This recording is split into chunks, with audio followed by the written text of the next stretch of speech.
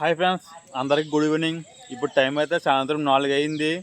మీకు తెలిసిందే కదా, మనకైతే వారం రోజులు బట్టి అయితే పని అయితే లేదు. దానివల్ల అయితే మనమైతే ఖాళీగా అయితే తిరుగుతున్నాం. ఇంట్లో ఉంటే ఏం చేస్తాం, బోర్ అయితే కూడా వస్తుంది. దానివల్ల అయితే మనం అయితే బయట అయితే తిరుగుతున్నాం.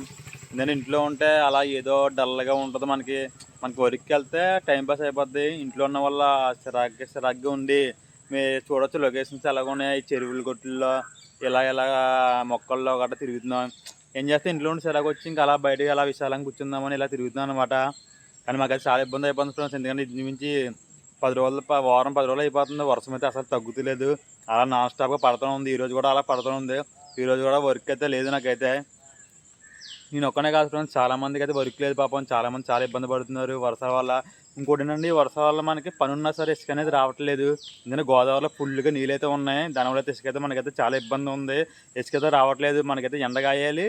ఆ గోదావరి మనకు కొద్దిగా రోడ్లు గట్రా ఆరాలి, అప్పుడు ఇసుక రావాలి మనకి. దానివల్ల కూడా చాలా లోపల పనులు ఉన్నా సరే ఇసుక లేక మ్యాక్సిమం పనులు అయితే ఆగిపోయినాయి. వర్షం వల్ల కొన్ని పనులు అయితే ఆగిపోయినాయి. చాలా ఇబ్బందులు అయితే పడుతున్నాం.